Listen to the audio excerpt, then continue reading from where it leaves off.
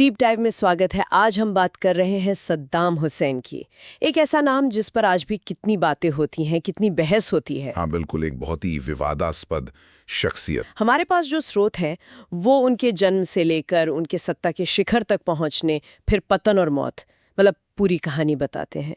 तो चलिए इन स्रोतों के जरिए समझने की कोशिश करते हैं इस जटिल शख्सियत को और उनके दौर को। बिल्कुल, आज हम सद्दाम हुसैन की जिंदगी के जो अहम मोड़ थे उन पर ध्यान देंगे।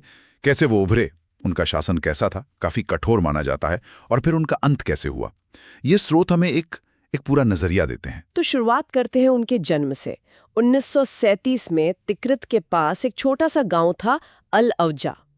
बचपन आसान नहीं था। पिता तो जन्म से पहले ही नहीं थे। हाँ, गायब हो गए थे, और सौतेले पिता का बर्ताव भी काफी सख्त था। फिर वो अपने चाचा के पास चले गए, हालुला तुल्फा।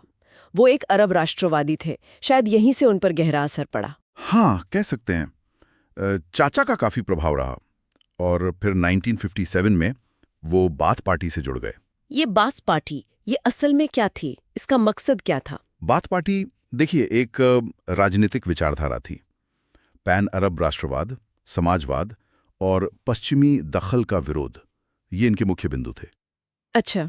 इसी पार्टी के जरिए सद्दाम राजनीति में आए, और देखिए, सिर्फ 2 साल में 1959 में उन्होंने उस वक्त के जो प्रधानमंत्री थे, अब्दुल करीम कासिम, उनकी हत्या की एक नाकाम कोशिश में हिस्सा लिया। ये दिखाता है कि वो शुरू से ही सत्ता के लिए बड़े कदम उठाने को तैयार थे। हाँ, और इस कोशिश के बाद उन्हें इराक छोड़ना पड़ा, मिस्र भाग गए थे। जी, मिस्र गए, वहां कुछ समय रहे, शायद कानून की पढ़ाई भी की, लेकिन वो वापस आए। और फिर आया बड़ा मोड़, 1968, जब बाथ पार्टी ने तख्ता पलट किया। बिल्कुल, बाथ पार्टी सत्ता में आ गई। अहमद हसन अल बकर राष्ट्रपति बने। वो सद्दाम के रिश्तेदार भी थे। लेकिन कहते हैं कि असली ताकत पर्दे के पीछे सद्दाम ही थे। हाँ, काफी हद तक यही माना जाता है। वो पर्दे के पीछे से काम कर रहे थे।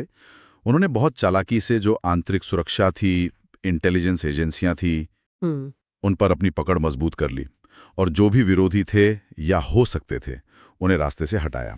और ये सब करते हुए आखिरकार 1979 में उन्होंने अल बकर को हटा ही दिया। हाँ बिल्कुल, इस्तीफा देने पर मजबूर कर दिया, और खुद बन गए इराक के राष्ट्रपति। अब वो ऑफिशियली पूरी तरह से सत्ता में थे। और राष्ट्रपति बनने के बाद उनका शासन कैसा था? स्रोत बताते हैं, लोहे के हाथ से हुकूमत की। हाँ, लोहे का हाथ शायद सही शब्द है। उनका शासन बेहद क्रूर माना जाता है। असंतोष की कोई जगह नहीं थी। टॉर्चर, गुप्त पुलिस का खौफ, सरेआम फांसियां, ये सब आम बातें थीं। और फिर 1980 में उन्होंने ईरान के साथ युद्ध छेड़ दिया। हाँ, ईरान इराक युद्ध 8 साल चला। एक भयानक, विनाशकारी युद्ध था वो। अंदाजा है कि 10 लाख से ज्यादा, शायद उससे भी ज्यादा लोग मारे गए या घायल हुए। 10 लाख! और इसने इराक की अर्थव्यवस्था को भी बहुत नुकसान पहुंचाया। सिर्फ बाहरी दुश्मन नहीं, अपने ही लोगों पर भी जुल्म के आरोप हैं, जैसे वो 1988 का अनफाल अभियान। हाँ, अनफाल अभियान, और खास तौर पर हलवजा शहर पर जो रासायनिक हमला हुआ, हलवजा, जहां लगभग 5000 कुर्द नागरिक मारे गए थे। गैस अटैक था वो। ये घटना तो दुनिया भर में सद्दाम की छवि का प्रतीक बन गई। एक ऐसे तानाशाह की छवि जो अपने लोगों पर केमिकल हथियार इस्तेमाल कर सकता है। और इसे बाद में मानवता के खिलाफ अपराध भी माना गया। बिल्कुल, इसने इराकी हुकूमत और कुर्द आबादी के बीच एक बहुत गहरी खाई पैदा कर दी। फिर आया 1990 का दशक, और एक और बड़ा कदम, कुवैत पर हमला। हाँ, 1990 में कुवैत पर कब्जा कर लिया। इसने पूरी दुनिया को चौंका दिया, और नतीजा हुआ पहला खाड़ी युद्ध, ऑपरेशन डेजर्ट स्टॉर्म। अमेरिका के नेतृत्व में कई देशों ने मिलकर इराक पर हमला किया। जी, उस युद्ध में इराक की बुरी तरह हार हुई, और उसके बाद इराक पर बहुत सख्त अंतर्राष्ट्रीय प्रतिबंध लगे।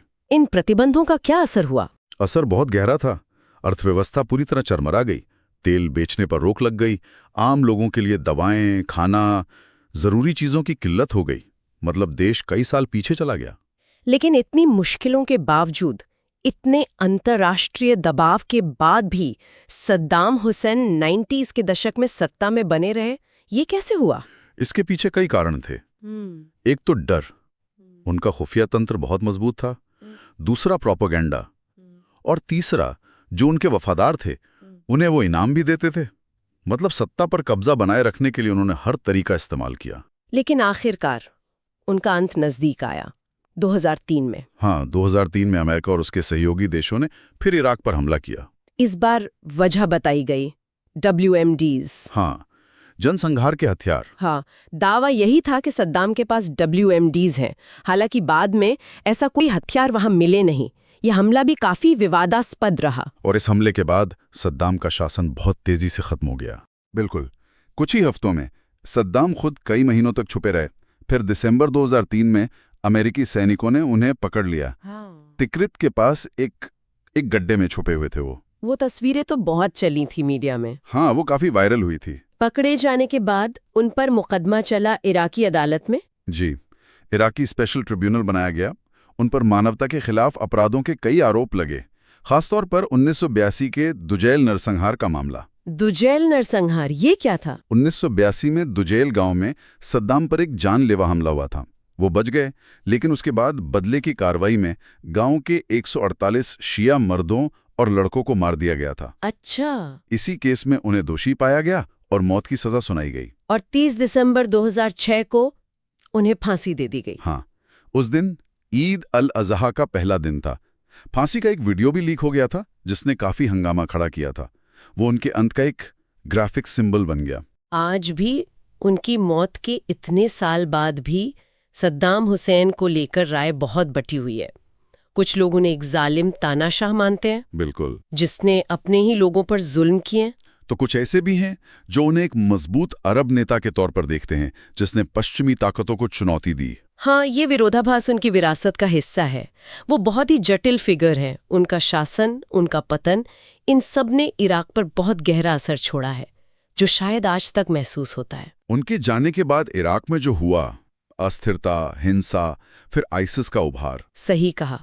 ये दिखाता है कि किसी एक तानाशाह के हटने के बाद स्थिरता लाना कितना मुश्किल हो सकता है।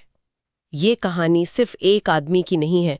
ये सत्ता की, डर की, युद्ध की और तानाशाही के अंजाम की कहानी है। तो ये थे सद्दाम हुसैन की जिंदगी और उनके दौर के कुछ अहम पहलू, जैसा कि हमारे स्रोत बताते हैं।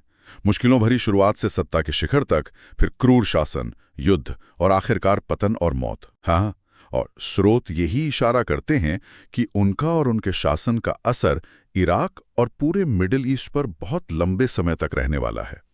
एक सवाल जो शायद सोचने लायक है, वो ये कि इतिहास हमें ऐसे नेताओं और उनके पतन के बाद बनने वाले हालात से क्या सिखाता है, और क्या उन सबको पर कभी अमल होता है।